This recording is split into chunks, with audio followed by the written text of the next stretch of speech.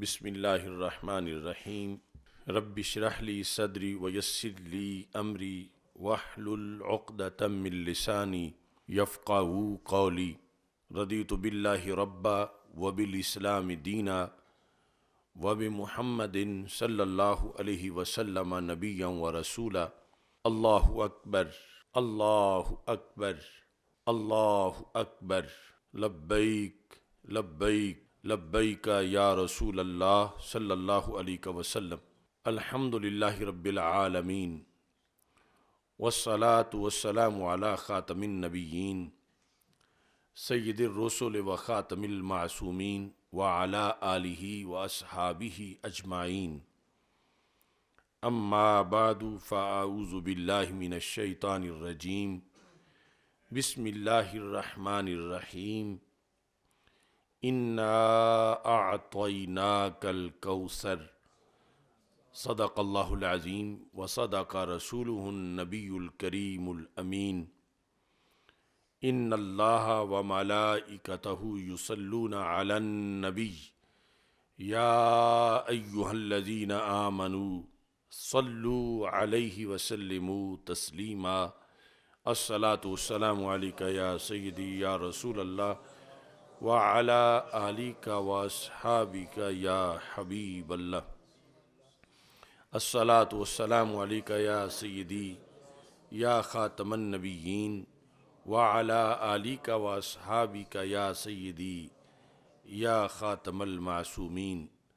مولاي صل وسلم دائما ابدا علی حبیبک خیر الخلق کلہم، منزہ عن شریک فی محاسنہ فجوہر الحسن فیہ غیر منقاسم۔ محمد تاج رسل اللہ قاطبۃ، محمد صادق الاقوال والکلم، محمد ذکرہ روح لانفسنا، محمد شکرہ فرد علی الامم۔ ربی صلی وسلم دائما ابدا علی حبیبک خیر الخلق کلہم۔ خدایا بحق بنی فاطمہ کہ برقول ایماں کنی خاتمہ، اگر دعوتم رد کنی ور قبول، منو دستو دامان آل رسول صلی اللہ علیہ وسلم۔ اللہ تبارک و تعالی جل جلالہ وعم نوالہ واتم برہانہ وعظم شانہ وجل ذکرہ وعز اسمہ کی حمد و ثناء، اور حضور سرور کائنات مفخر موجودات زینت بزم کائنات دستگیر جہاں غم گسار زماں سید سروراں حامی بے کساں قائد المرسلین خاتم النبیین والمعصومین احمد مجتبیٰ جناب محمد مصطفیٰ صلی اللہ علیہ وآلہ واصحابہ وبارک وسلم کے دربار گوہربار میں ہدیہ درود و سلام عرض کرنے کے بعد، السلام علیکم ورحمۃ اللہ وبرکاتہ۔ رب ذوالجلال کے فضل اور توفیق سے تحریک لبیک یا رسول اللہ صلی اللہ علیہ وسلم اور تحریک صراط مستقیم کے زیر اہتمام جمعۃ المبارک کے موقع پر آج ہماری گفتگو کا موضوع ہے، سرکار میں نہ لا ہے نہ حاجت اگر کی ہے۔ میری دعا ہے خالق کائنات جل جلالہ ہم سب کو قرآن و سنت کا فہم عطا فرمائے اور قرآن و سنت کے ابلاغ و تبلیغ اور اس پر عمل کرنے کی توفیق عطا فرمائے۔ خالق کائنات جل جلالہ نے سید المرسلین خاتم النبیین احمد مجتبیٰ جناب محمد مصطفیٰ صلی اللہ علیہ وسلم کو جس طرح سارے جہانوں کے لیے رحمت بنایا ہے، تو سارے جہانوں کو نوازنے کے لیے اتنے خزانے بھی عطا فرمائے ہیں، اور ان خزانوں سے ہمارے آقا صلی اللہ علیہ وسلم اللہ کے اذن کے ساتھ لوگوں کو نوازتے ہیں، اور یہ سلسلہ کل بھی تھا آج بھی ہے، چمک تجھ سے پاتے ہیں سب پانے والے، میرا دل بھی چمکا دے چمکانے والے۔ قرآن مجید برہان رشید میں رسول اکرم نور مجسم شفیع معظم صلی اللہ علیہ وسلم کو اللہ کی طرف سے جو کچھ عطا ہوا اس کی کثرت کو کوثر سے بیان کیا گیا۔ انا اعطیناک الکوثر، کہ اے محبوب صلی اللہ علیہ وسلم، ہم نے آپ کو خیر کثیر عطا کی اور ہر خیر کی کثرت کے خزائن آپ کو عطا کیے۔ سرور کونین حضرت محمد مصطفیٰ صلی اللہ علیہ وسلم آگے جو ان خزائن کو تقسیم کرتے ہیں، وہ جو عادت مبارکہ ہے اس کی روایت حضرت مولا علی رضی اللہ تعالی عنہ فرماتے ہیں۔ موجم اوس میں حدیث نمبر 7767 ہے، اور یہ موجم اوس کی 5ویں جلد کا 407 صفحہ ہے، اور سیرت طیبہ کا یہ اہم باب ہے۔ ان علی رضی اللہ تعالی عنہ قال کان النبی صلی اللہ علیہ وسلم اذا سئل شیئا فاراد ان یفعلہ قال نعم واذا اراد ان لا یفعل سکت۔ حضرت مولا علی رضی اللہ تعالی عنہ کہتے ہیں کہ ہمارے آقا صلی اللہ علیہ وسلم کی یہ عادت مبارک تھی کہ جب آپ سے کسی شے کا سوال کیا جاتا تھا کہ محبوب یہ چیز مجھے عطا کر دو، تو اس کے جواب میں نبی اکرم نور مجسم شفیع معظم صلی اللہ علیہ وسلم کی دو مبارک حالتیں ہوا کرتی تھیں۔ یا تو آپ وہ چیز عطا کرنا چاہتے ہیں یا وہ چیز عطا کرنا نہیں چاہتے، یعنی یہ نہیں کہا کہ آپ کے پاس عطا کر نہیں سکتے، ایسا نہیں کہا کہ یا تو رسول اکرم صلی اللہ علیہ وسلم کا ارادہ یہ ہوتا تھا کہ میں جیسے سائل نے کہا ایسا کر دوں، یا یہ ارادہ ہوتا تھا کہ ایسے نہ کروں۔ اور اس کی پھر کئی حکمتیں ہیں کہ سائل کو پتہ نہیں کہ اس کے فائدے کی کون سی چیز ہے، ہو سکتا ہے اس کو کچھ دینا اتنا مفید نہ ہو جتنا نہ دینا مفید ہو۔ تو ہمارے آقا صلی اللہ علیہ وسلم کا یہ انداز تھا، فَأَرَادَ أَن يَفْعَلَهُ، اگر وہ فعل سر انجام دینا چاہتے تھے جس کا کسی نے سوال کیا تو فرماتے تھے نعم، ہاں، اسے نعم سے جواب دے دیتے تھے۔ وَإِذَا أَرَادَ أَلَّا يَفْعَلَ، اور جب یہ ارادہ ہوتا تھا کہ جس طرح فلاں نے کہا میں اس ویسے نہیں کروں گا، آگے نہ کرنے کی کئی حکمتیں ہیں، اور بھلا اسی میں ہے جو سرکار کا فیصلہ ہے، اگرچہ وہ نہ کرنے کا فیصلہ ہو۔ تو جب رسول پاک صلی اللہ علیہ وسلم کا مقصد یہ ہوتا تھا کہ میں یہ کام جو سائل نے مجھ سے کہا میں نہیں کروں گا، تو ساکاتا وَكَانَ لَا يَقُولُ لِشَيْءٍ لَا۔ مولا علی فرماتے ہیں رضی اللہ تعالیٰ عنہ کہ سرکار نہ نہیں فرماتے تھے، چپ کر جاتے تھے، یعنی جب کرنے کا ارادہ ہوتا تھا وہاں تو نام فرماتے تھے، ہاں، اور جب نہ کرنے کا ارادہ ہوتا تھا تو ساکاتا، پھر خاموشی اختیار فرما لیتے تھے۔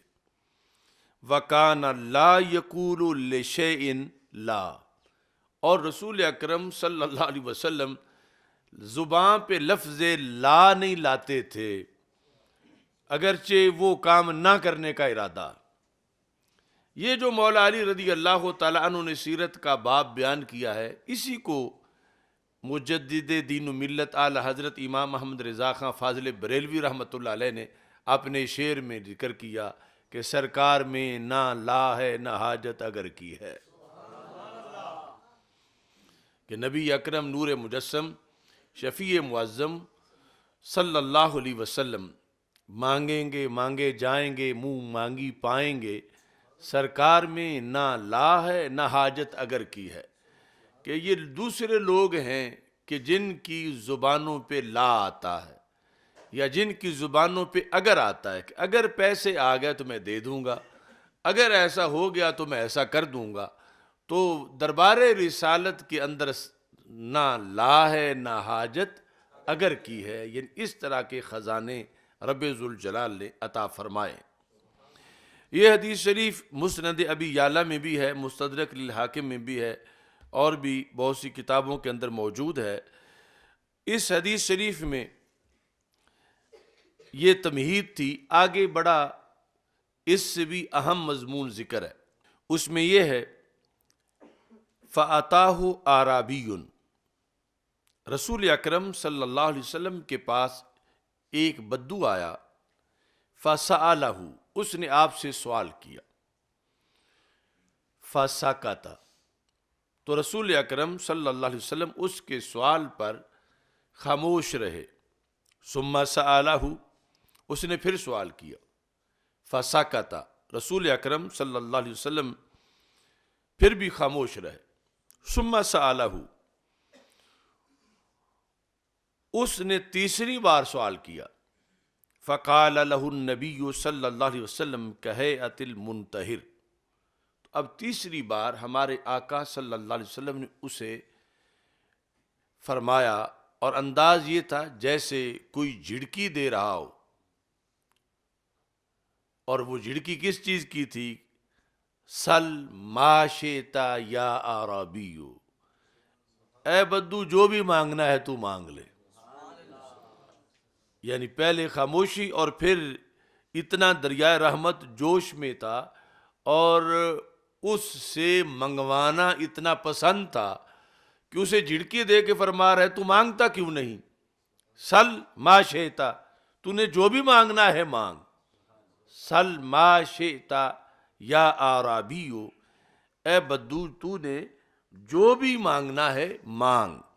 تو اس میں صرف مانگنے کی ہی اجازت نہیں تھی، بلکہ جو بھی وہ مانگنا چاہتا ہے اس کی اجازت تھی، اور بلکہ تقاضا تھا کہ تو مانگ کیوں نہیں رہا، تو مجھ سے مانگ لے۔ یہ مجمع اوسط کے اندر اس طرح اس کے الفاظ ہیں آغاز میں، اور جو مستدرک للحاکم ہے وہاں یہ ہیں حدیث نمبر 4142 اور جلد نمبر 3 صفحہ نمبر 452، اس میں راوی ہیں حضرت ابو موسیٰ اشعری رضی اللہ تعالیٰ عنہ، اسی حدیث کے۔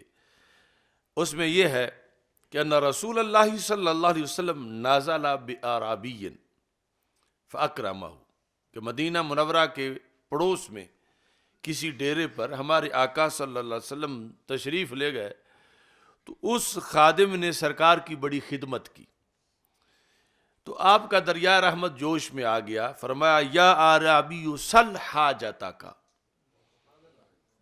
اے اعرابی تو اپنی حاجت مجھ سے مانگ لے۔ یعنی سل حاجتک، اس میں کوئی قید نہیں لگائی کہ کیا مانگ، مطلقاً جس کی بھی تجھے ضرورت ہے تو وہ مجھ سے مانگ لے۔ یعنی یہاں جو آگے حدیث ہے اس کا یہ پس منظر بیان کیا گیا ہے، آگے بات جو ہے وہ مشترکہ ہے اس کے اندر۔ اور پھر البانی نے جو اکٹھا کیا ہے سلسلۃ الاحادیث الصحیحہ، یعنی یہ جو نجد کے علماء کا یہ سپیشلسٹ ہے حدیث کے بارے میں، اور اکثر جو ہمارے دلائل ہیں ان کے بارے میں یہ بلا وجہ ضعیف لکھ دیتا ہے، لیکن اس حدیث کے بارے میں اس کو اس نے صحیح حدیثوں میں شمار کیا۔ یعنی یہ سلسلۃ الاحادیث الصحیحہ کے اندر جلد نمبر 3 میں اول اور دوم، اس کے اندر جو ہے اس نے یہ حدیث جو ہے وہ شمار کی، اور اس کا نمبر رکھا 313۔ یہ حدیث شریف اور اس کو صحیح قرار دیا، جو آگے ہم مشترکہ اس موضوع میں بیان کرنا چاہتے ہیں۔ اس کے اندر نبی اکرم صلی اللہ علیہ وسلم کے پاس ایک بدو آیا، اور دوسرا کہ سرکار تشریف لے گئے، تو سرکار صلی اللہ علیہ وسلم نے فرمایا کہ آج تو ہم تیرے پاس آئے ہیں، کبھی تو بھی ہمارے پاس آنا۔ یعنی یہ تیسرا شان ورود ہے کہ تو نے ہماری بڑی خدمت کی ہے، ہم تیرے پاس آئے، تو ائتنا، تو بھی ہمارے پاس آنا مدینہ منورہ میں۔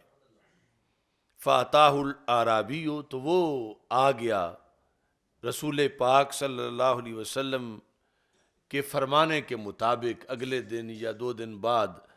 تو جب وہ آیا تو سرکار خوش ہوئے، فرمایا سل حاجتا کا، تو نے جو مانگنا ہے مانگ لے۔ اب یہاں پر پھر آگے مانگنے کے لحاظ سے مختلف الفاظ ہیں۔ یہ جو سب سے پہلے میں نے پڑھا، جب سرکار نے فرمایا کہ اہیت المنتہر، مانگتا کیوں نہیں تو؟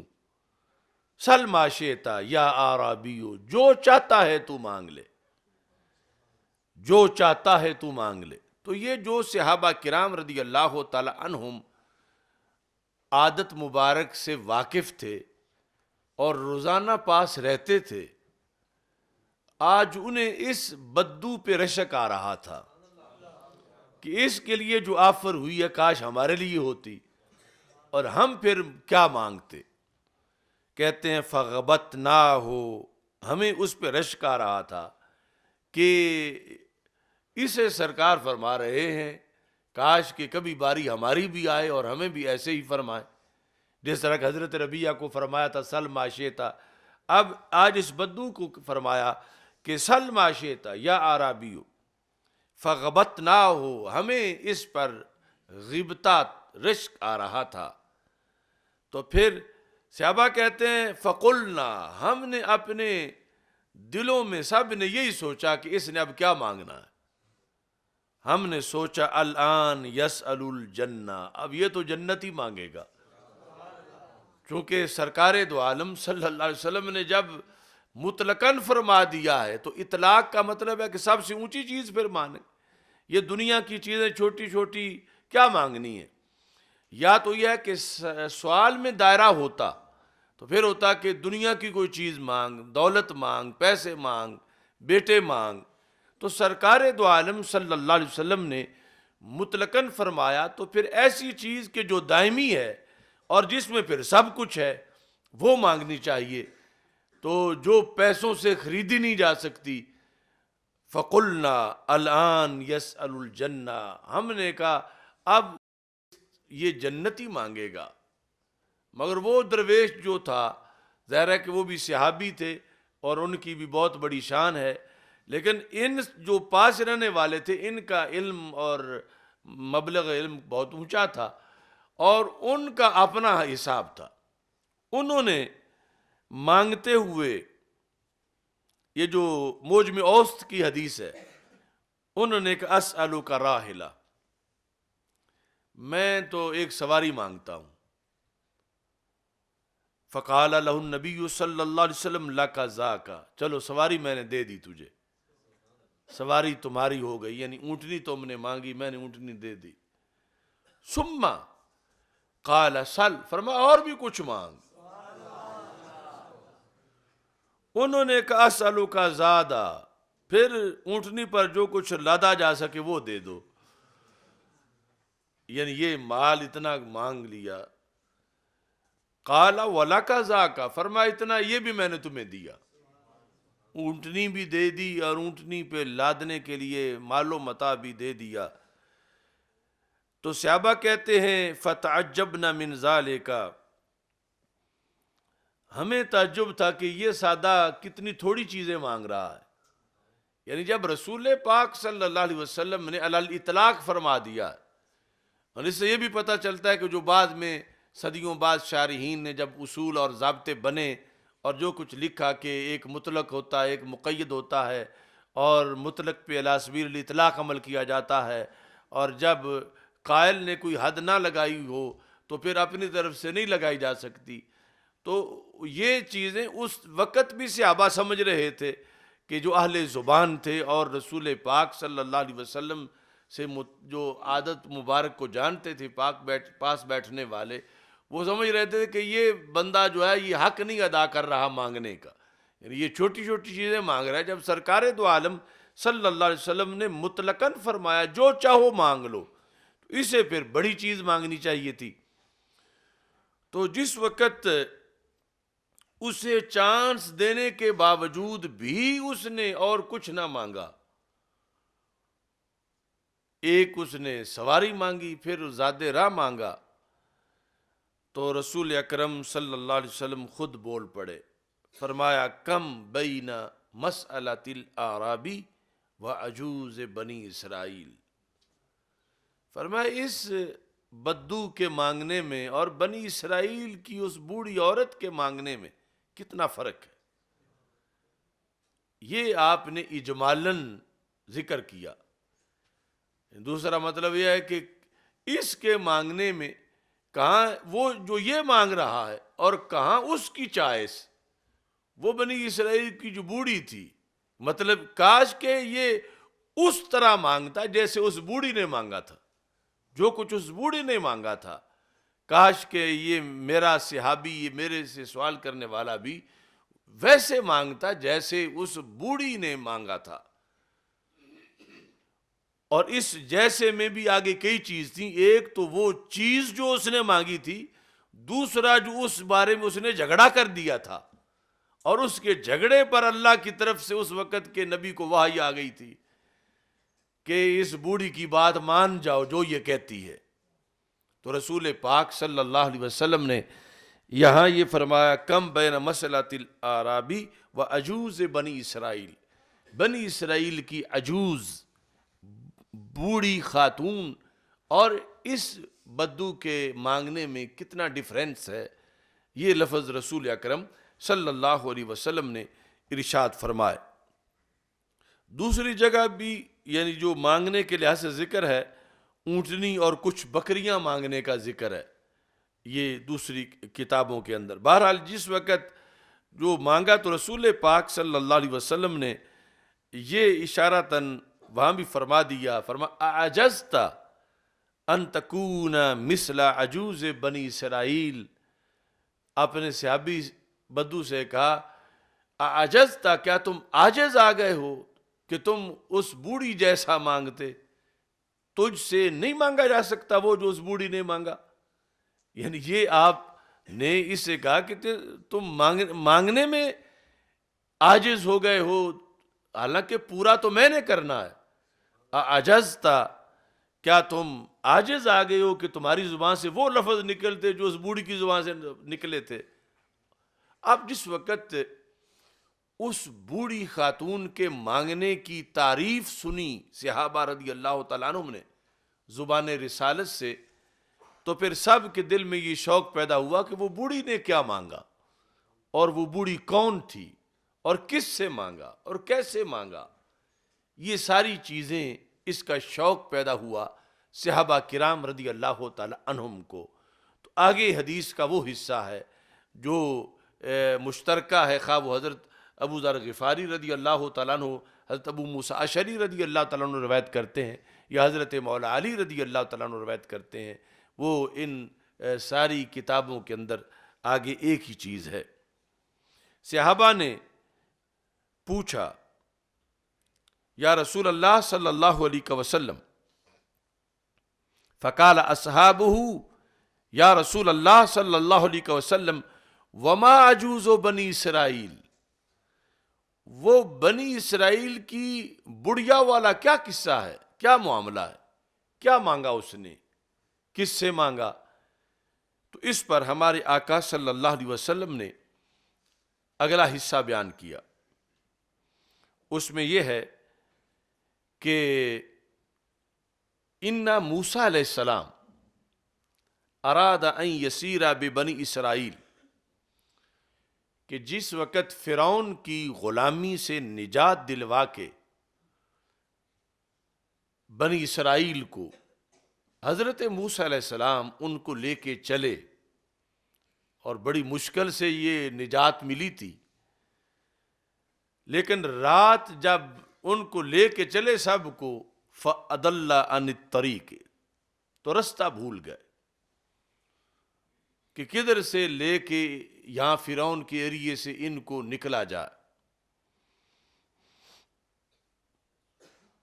دوسری حدیث میں ہے لما امرا ان یقطع البحر فانطا الیہ، کہ جب اللہ تعالیٰ نے فرمایا کہ تم اس سمندر کو پار کرو تمہارے لیے رستہ بن جائے گا، فضربت وجوہ الدواب فراجات، وہ جو جانور جن پہ یہ سوار تھے ان کو جب آگے داخل ہونے کے لیے قریب کیا گیا تو سارے پلٹ کے پیچھے ہٹ گئے، کوئی بھی جانور آگے داخل ہونے کو تیار نہیں تھا، یعنی جن سواریوں پہ یہ سوار تھے اور نکلنا چاہتے تھے فرعون کے ایریے سے دور۔ تو ایسے میں فقال له علماء بنی اسرائیل،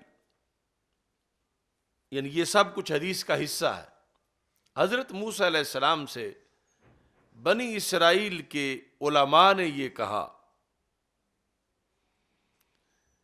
نحن نحدثک ان یوسف اخذ علینا مواثیق اللہ، کہ اس کا ایک سبب ہے جو رستہ بھولا ہے، یا اس کا ایک سبب ہے جو جانور آگے نہیں جا رہے، کہ ہم سے حضرت یوسف علیہ السلام نے ایک عہد لیا تھا۔ یہ جو مستدرک للحاکم کی حدیث ہے اس میں علماء نے یہ کہا حضرت موسیٰ علیہ السلام سے، اور جو موجم اوسط میں ہے اس میں یہ ہے کہ جب کوئی جانور بھی آگے داخل نہیں ہو رہا تھا تو موسیٰ علیہ السلام نے رب سے یہ کہا، مالی یا رب، یہ کیا ہے یا اللہ، کوئی بھی آگے نہیں جا سکا، مسئلہ کیا ہے؟ تو رب ذوالجلال نے آگے سے یہ وجہ بتائی۔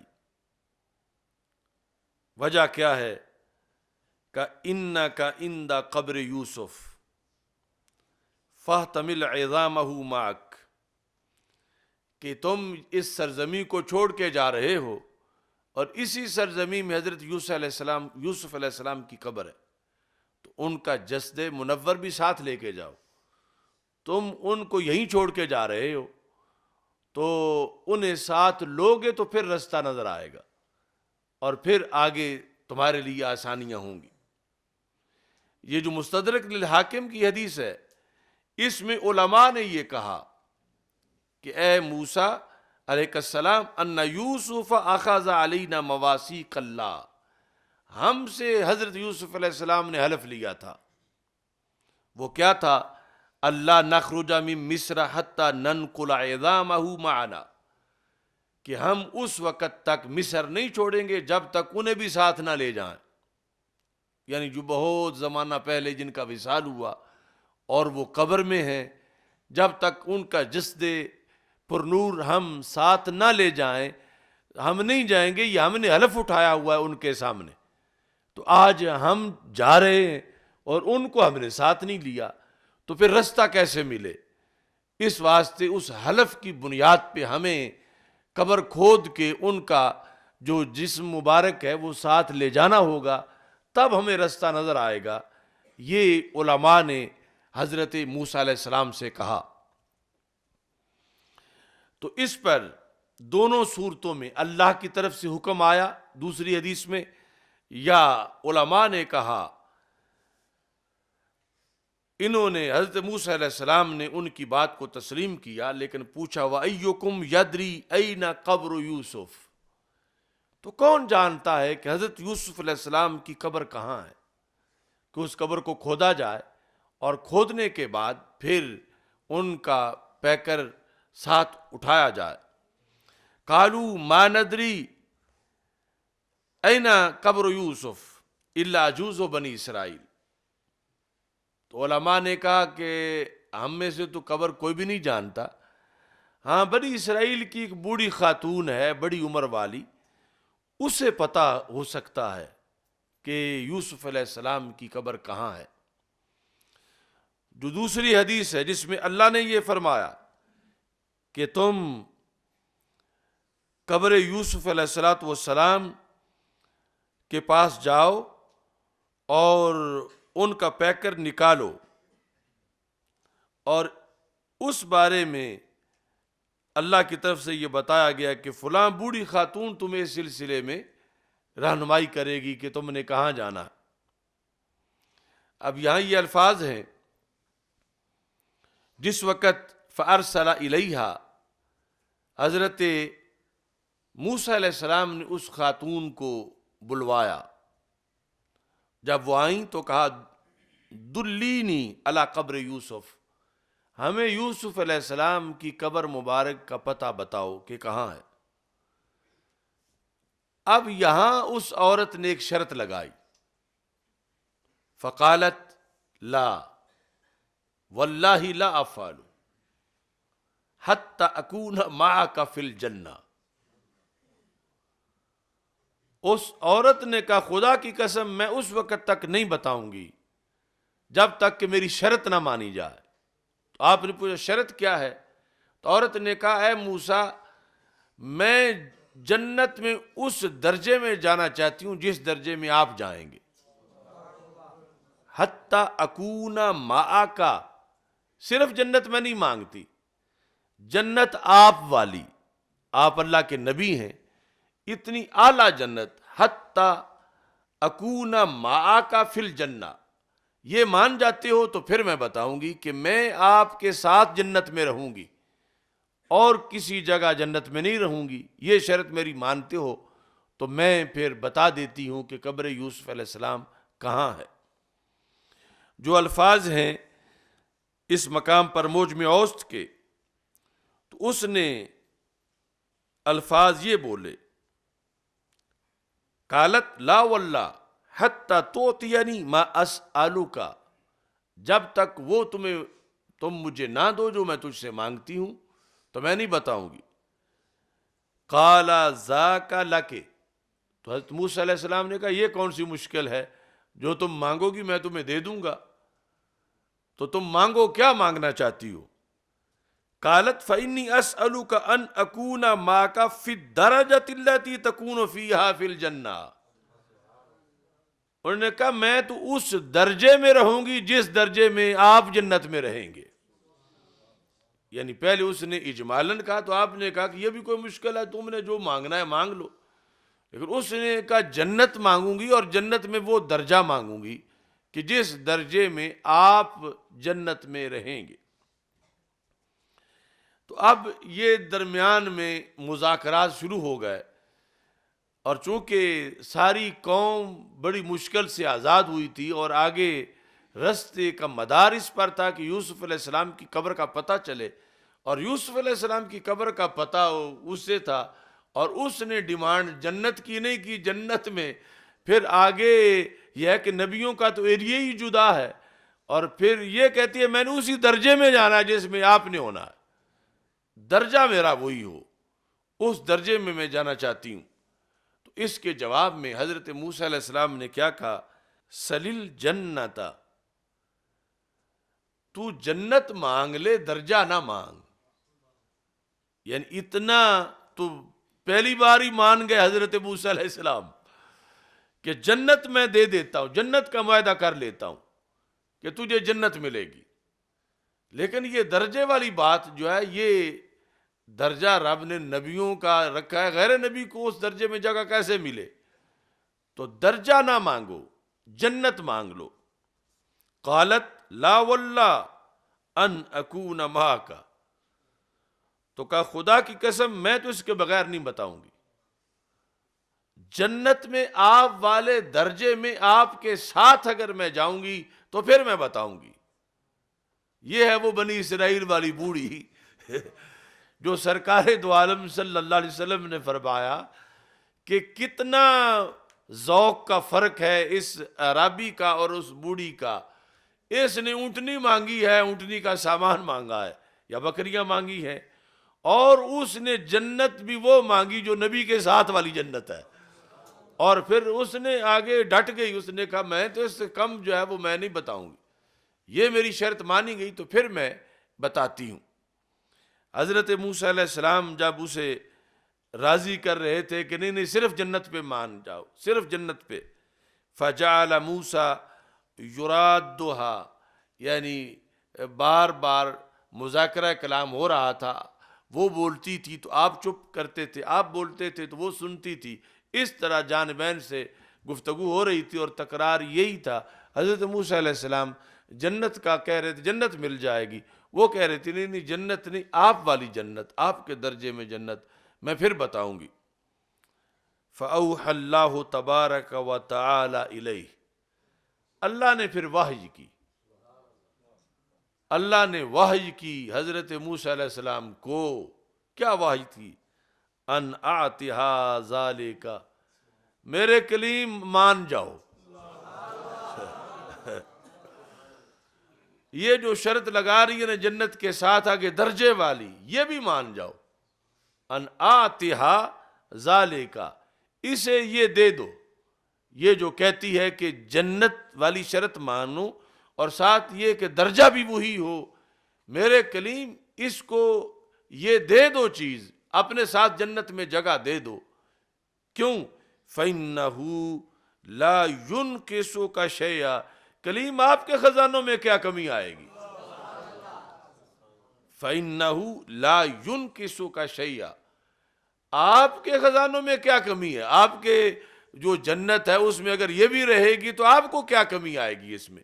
تو آپ مان جاؤ اس کی بات کو۔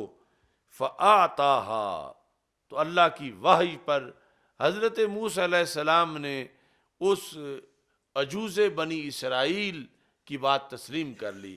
فرمایا چلو ٹھیک ہے، تم مجھے قبر کا پتہ بتاؤ، میں جنت بھی دیتا ہوں اور جنت میں اپنی سنگت بھی دیتا ہوں۔ وَدَلَّتْهُ عَلَى الْقَبْرِ، اس نے پھر قبر کا پتہ بتایا۔ اب یہاں اس سے اتنا واضح ہوا کہ اللہ والوں کی قبر کا ایڈریس، صرف ایڈریس بتانے کی قیمت جنت ہے۔ رب کے نبی کی قبر کا ایڈریس بتانے کی قیمت جنت ہے، اور جنت میں پھر آگے اللہ کے نبی صلی اللہ علیہ وسلم کی سنگت۔ تو وہ لوگ کتنے بھولے ہوئے ہیں کہ جن کو ابھی تک یہی کلیئر نہیں کہ جانا بھی جائز ہے یا ناجائز ہے، کہ وہ جانا اللہ کو اتنا پسند ہے، وہ ایڈریس بتانے والی کو رب ذوالجلال نے نوازنے کے لیے حضرت موسیٰ علیہ السلام کی طرف وحی کر دی کہ آپ اس کی بات جو ہے وہ مان جائیں اور جو یہ مانگتی ہے اسے دیں، اور اس کے بعد وہ تمہیں پتہ بتائے۔ اور یہ سارے اللہ کی حکمتیں ہیں، ورنہ اللہ خود ہی پتہ بتا دیتا کہ فلاں جگہ پہ، وحی بھیج کے یہ جو بتایا کہ اس کی بات مان جاؤ، وحی بھیج کے یہ بتاتا کہ فلاں جگہ قبر ہے ادھر چلے جاؤ، لیکن اس کے ذریعے سے کئی مسائل کو حل کرنا تھا۔ تو خالق کائنات جل جلالہ نے فرمایا کہ تم اس کی شرط مانو، تو انہوں نے پھر بتایا اس خاتون نے، وہ جو بوڑھی خاتون تھی، اور اس کے اندر یہ لکھا ہے کہ فلاں جگہ پانی کا ایک چھوٹا سا حوض ہے، وہ پانی تم خشک کرو، اس پانی کو ہٹاؤ، نیچے قبر ہے حضرت یوسف علیہ السلام کی۔ اور پھر جس وقت اس قبر کو کھودا گیا تو کھودنے کے بعد آپ کا جسم مبارک بہر نکالا گیا۔ فلما حفروا اذن عظام یوسف فلما اقلوها من الارض فاذن الطریق مثل ضوء النہار، تو جو ہی آپ کا پیکرے پر نور قبر سے نکالتے گئے تو رستہ یوں روشن ہوا، رات کے وقت یوں روشن ہوا جیسے دوپہر کا وقت ہوتا ہے۔ یعنی آپ کی اس پیکر کی نورانیت کی بنیاد پر سارا رستہ جو ہے وہ روشن ہو گیا، اور اس طرح پوری قوم کو نجات ملی، اور جہاں انہوں نے پہنچنا تھا فرعون سے بچ کے اس جگہ پہ پہنچے۔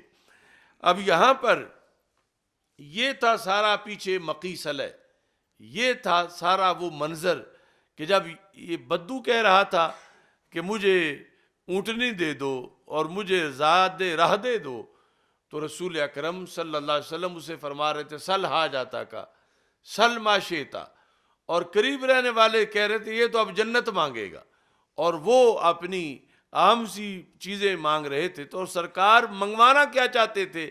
فرمایا کاش کہ یہ وہ مانگے جو بنی اسرائیل کی عورت نے مانگا، یعنی جیسے اس نے جنت مانگی یہ بھی مجھ سے جنت مانگے، یعنی یہ کیوں چھوٹی چھوٹی چیزیں مانگ رہا ہے، یہ مجھ سے جنت کا سوال کرے، اور پھر یعنی جیسے اس نے جھگڑا کیا یہ بھی میرے ساتھ جھگڑا کرے، اور اگر اس کے لیے یہ اختیارات دیے گئے کہ مان جاؤ کلیم، جو یہ کہہ رہی ہے مان جاؤ، تو یقیناً میں بھی اس کی مان جاتا، یہ جو مجھ سے تقاضا کرتا۔ تو اس انداز میں نبی اکرم نور مجسم شفیع معظم صلی اللہ علیہ وسلم نے جو اس وقت کے معتقدات کو بیان کیا، تو اللہ کا فضل ہے یہ ساری چیزیں مسلک اہل سنت میں پوری ہوتی نظر آتی ہیں۔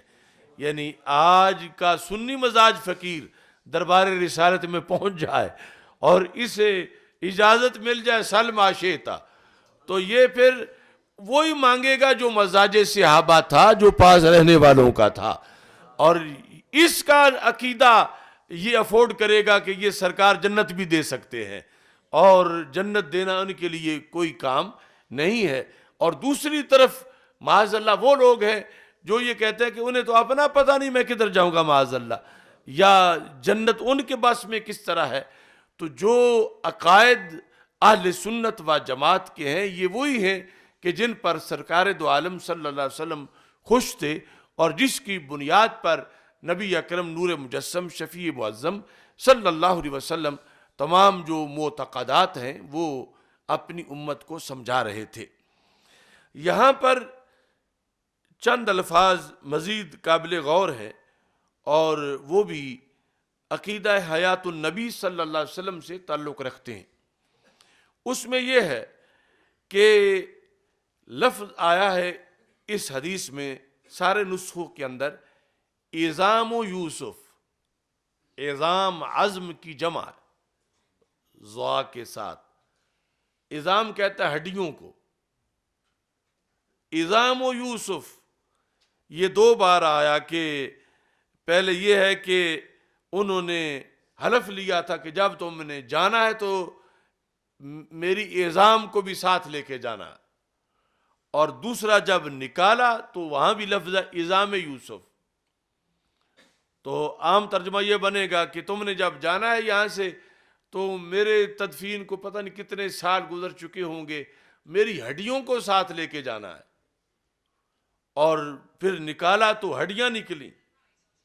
تو جب ہڈیوں کا ذکر یوں آیا تو اس پر خود البانی نے بھی سوال کیا، یہ ناصر الدین البانی جو ہے اس نے بھی یہ سوال کیا کہ حدیث میں تو یہ ہے کہ انبیاء کے جسم سلامت رہتے ہیں، تو جب انبیاء کے جسم سلامت ہوں تو صرف ہڈیوں کا ذکر کیوں کیا جا رہا؟ کہ انہوں نے کہا میری ہڈیاں ساتھ لے جانا، اور جب تم جاؤ تو ہڈیاں ساتھ لے جانا، اور پھر یہ بھی ہے کہ نکلی تو ہڈیاں نکلیں، جبکہ اس سلسلہ میں حدیث صحیح سے یہ ثابت ہے، حدیث صحیح سے یہ ثابت ہے کہ انبیاء کرام علیہ السلام جو ہیں ان کے پیکر کو مٹی کھا ہی نہیں سکتی۔ یہ جو ناصر الدین البانی کی مجلد اول ہے اور قسم ثانی ہے، اس میں صفحہ نمبر 623 پر اس نے اپنے اس اعتراض کا ذکر کیا، اور یہ جتنا طبقہ ہے دیوبند کا، نجد کا، وہابیت کا، سب کے یہ بہت بڑا تازیانہ ہے، اور بالخصوص یہ جو مماتی گروپ بنا ہوا ہے ان کے لحاظ سے۔ یہاں اس نے لکھا ہے کنتو، میں یعنی اپنا ماضی کو ذکر کرتے ہوئے کہ کئی سالوں سے مدت سے مجھے اس سلسلے میں ایک اشکال تھا، قدیماً اس حدیث میں عظام یوسف کے لحاظ سے لأنه يتعارض بظاہری مع الحدیث الصحیح، کیونکہ یہ جو اس کے ظاہری لفظ ہیں وہ حدیث صحیح سے متعارض ہیں. ظاہری لفظ ہیں کہ مطلب یہ ہے کہ صرف ہڈیاں بچی ہوئی تھیں، تو یہ تو حدیث صحیح سے متعارض ہے. وہ حدیث صحیح جو ہے وہ کیا ہے؟ اب یہ مماتی ٹولہ اس کا منکر ہے اور ادھر امام ان کو مانتے ہیں. تو یہ جو جلد ہے مجلد ثانی، اس میں اس حدیث صحیح کا اس نے ذکر کیا ہے. یہ نمبر اس کا ہے 621. کیا ہے حدیث؟ الانبیاء صلوات اللہ علیہم احیاء فی قبورہم یصلون. یعنی یہ جو سلسلۃ الاحادیث الصحیحہ ہے ناصر الدین البانی کا، کہ ساری صحیح حدیثیں جو اس کے نزدیک بھی صحیح ہیں، کیونکہ بہت سی ویسے صحیح ہیں اس نے ضعیف بنائی ہوئی ہیں، تو یہ اس نے بھی صحیح قرار دی ہے. کیا؟ الانبیاء احیاء، سارے نبی زندہ ہیں. کہاں؟ فی قبورہم، اپنی قبروں میں. اپنی قبروں میں سارے انبیاء علیہم السلام زندہ ہیں. یصلون، درحال کہ وہ نماز بھی پڑھتے ہیں. یعنی اس حدیث کو ناصر الدین البانی نے 621 نمبر پر صحیح حدیث قرار دیا، اور پھر اس کو سامنے رکھ کے اس نے دوسری صحیح حدیث کے لفظ پر اعتراض کیا کہ اس کے لفظ کے ظاہر اگر مان لیا جائے ہڈیاں، تو پھر اس صحیح حدیث کا کے ساتھ تعارض لازم آتا ہے. یہاں تو یہ ہے کہ ان کا پیکر پورا سلامت رہتا ہے اور وہ زندہ ہیں، اور ادھر یہ ہے کہ صرف ہڈیاں بچی. ہڈیاں تو یعنی عام بندہ بھی جو ہے اس کی ہڈیاں پیچھے رہ جاتی ہیں، تو جب نبیوں کے تو پیکر سلامت رہتے ہیں اور وہ زندہ بھی ہیں. کہتے ہیں ناصر الدین البانی، یہ مجھے کافی دیر سے اشکال تھا اس حضرت یوسف علیہ السلام والی حدیث کے ظاہری لفظوں کے ساتھ، جبکہ دوسری طرف حدیث صحیح میرے سامنے موجود تھی. بالآخر اللہ نے میرا یہ اشکال حل کر دیا، اور اس حل کا پھر اس نے تذکرہ کیا اسی سلسلہ صحیحہ کے اندر. سلسلہ صحیحہ میں حل کا جو ذکر کیا وہ بڑا اہم ہے، کہ سنن ابی داؤد میں ایک حدیث ہے، اس سے حل نکلا. سنن ابی داؤد، اور یہ اس کو کہتے ہیں توافق. یعنی یہ جو کچھ ناصر الدین البانی نے لکھا ہے اعتراض اور اس کا جواب. ابھی یہ کتاب میں نے اس والی نہیں خریدی تھی تو خود میرے ذہن میں بھی وہ سوال تھا، لیکن ہم نے اپنے دورہ حدیث والی کلاسوں کے اندر کئی بار پھر اس کا اپنے طور پر یہ جواب دیا ہوا تھا، جو جواب ناصر الدین البانی نے بھی اپنی اس سلسلہ صحیحہ میں لکھا. وہ یہ ہے کہ جس وقت رسول اکرم صلی اللہ علیہ وسلم نے ممبر کا حکم دیا تھا،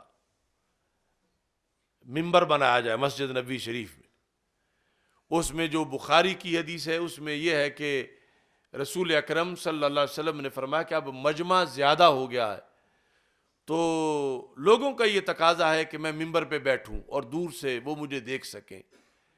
تو پھر ایک انصاری بوڑھی خاتون تھی، اس کا بیٹا ممبر بناتا تھا، تو اس نے لیا اپنے ذمے اور پھر اس نے وہ ممبر بنایا اور وہ لایا گیا. یہ سارا تذکرہ ہے. دوسری حدیث جو سنن ابی داؤد کی ہے اس میں یہ ہے کہ جب رسول اکرم صلی اللہ علیہ وسلم کے پیکر پرنور میں کچھ بڑھاپا آیا اور جسیم ہوئے، تو پھر چاہا کہ میرے لیے ممبر بنایا جائے. وہاں پر لفظ ہیں، حضرت تمیم داری نے رسول اکرم صلی اللہ علیہ وسلم کے سامنے یہ پیشکش کی. لفظ کیا ہے؟ الا اتخذ لک ممبرا یا رسول اللہ صلی اللہ علیہ وسلم یحمل عظامک، کیا ہم آپ کے لیے ممبر نہ بنائیں کہ جو آپ کے پیکرے پر نور کو اٹھا کے رکھے، یحمل عظاما کا. تو ہمارے جو اصول ہیں، خواہ وہ اصول فقہ ہے، خواہ اصول تفسیر ہے، خواہ اصول حدیث ہے، سب کے اندر معنی بدی بیان میں یہ ہے کہ کبھی کل بول کے جز مراد لیا جاتا ہے، کبھی جز بول کے کل مراد لیا جاتا ہے. مثال کے طور پر وَرْكَعُوا مَعَ الرَّاكِعِينَ، رکوع کرو رکوع کرنے والوں کے ساتھ. مراد کیا ہے؟ یہ نہیں مراد کہ صرف رکوع کرو قیام نہ کرو یا سجدہ نہ کرو، رکوع کر کے پھر پیچھے ہٹ کے بیٹھ جاؤ. مراد کیا ہے؟ نماز پڑھو نماز پڑھنے والوں کے ساتھ. تو رکوع جز ہے، مراد کل ہے، یعنی مراد پوری نماز ہے. تو ایسے بولا جز جاتا ہے، مراد کل ہوتا ہے. تو ایسے ہی بولا عظام گیا ہے، ہڈیاں، اور مراد پورا پیکر ہے. یہ جب رسول پاک صلی اللہ علیہ وسلم ظاہری حیات میں بیٹھ کے جمعہ پڑھا رہے ہیں، اب کون یہ کہے گا کہ معذرت صرف ہڈیاں ہیں پیکر نہیں ہے؟ وہ تو پورا پیکر ہے بالیقین. یعنی ابھی تو لمحہ وصال بھی نہیں آیا. تو وہاں ذکر کیا ہے کہ یحمل عظاما کا. ہم ممبر نہ بنا لیں کہ جو آپ کے پیکر کو اٹھا کے رکھے، لیکن لفظ یہ نہیں جسمہ کا، لفظ ہے عظاما کا. اور عظام بول کے مراد پورا پیکر لیا گیا، عظام بول کے مراد پورا جسم لیا گیا، عظام بول کے مراد زندہ رسول لیے گئے ہیں. تو اس بنیاد پر جیسے سنن ابی داؤد میں وہاں لفظ عظام معاذ اللہ ہڈیوں پہ محض دلالت نہیں کر رہا، یا فوت ہو جانے پر کہ مٹی میں مل گئے ہوں معاذ اللہ، اس پر دلالت نہیں کر رہا، بلکہ چمکتے دمکتے رسول صلی اللہ علیہ وسلم ان کے پیکرے پرنور کو لفظ عظام سے بیان کیا جا رہا ہے. تو البانی نے بھی یہ سمجھا کہ جس طرح اب یہاں لفظ عظام کا ہے، مراد تابناک جسم چمکتا ہوا پورا پیکر ہے، اس سے صرف ہڈیاں مراد نہیں ہیں. اور ہم نے بھی وہی سمجھا، اس سے پہلے اپنے دورہ حدیث میں ذکر کیا، اور آج بھی امت کے اندر یہی اس چیز کا اعلان کر رہے ہیں کہ یہ جب بھی بیان کیا جائے حضرت یوسف علیہ السلام والی حدیث کو، تو عظام سے مراد ہے پیکر یوسف علیہ السلام. جو اگلے لفظ دلالت بھی کر رہے ہیں کہ اگر وہ مسئلہ یوں ہوتا جیسے دوسرے قبروں میں جا کے صورتحال ہو جاتی ہے، تو پھر راہیں کیسے روشن ہوتی؟ وہ پیکر جب نکلا تو رات کے اندھیرے میں لوں لگا جیسے سورج طلوع ہو گیا ہے. تو یہ نورانیت تھی پیکر یوسف علیہ السلام کی، اور یہ زندگی ہے اللہ تعالیٰ کے عظیم انبیاء کی. اور الانبیاء احیاء فی قبورہم یصلون، یہ جو حکم ہے اس کے مطابق اب کوئی اختلاف نہیں ہے احادیث کے درمیان. اور جو ساری احادیث کو ملا کے مسلک ثابت ہوتا ہے، یہ وہی مسلک ہے جس کو اہل سنت کا مسلک کہا جاتا ہے، کہ جس میں نبی اکرم نور مجسم شفیع معظم صلی اللہ علیہ وسلم اور دیگر تمام انبیاء کرام علیہ السلام اپنی قبروں میں زندہ و تابندہ ہیں. اور سرکار کی حیات جو ہے وہ یوں بھی نہیں جس طرح ایک سوئے ہوئے بندے کی حیات ہوتی ہے. سوئے ہوا جو ہے وہ نماز نہیں پڑھ سکتا، یہ تو اس حیات کے ساتھ نماز بھی پڑھتے ہیں، اور وہ حیات سوئے ہوئے انسان کی حیات سے کئی درجے بلند حیات ہوتی ہے.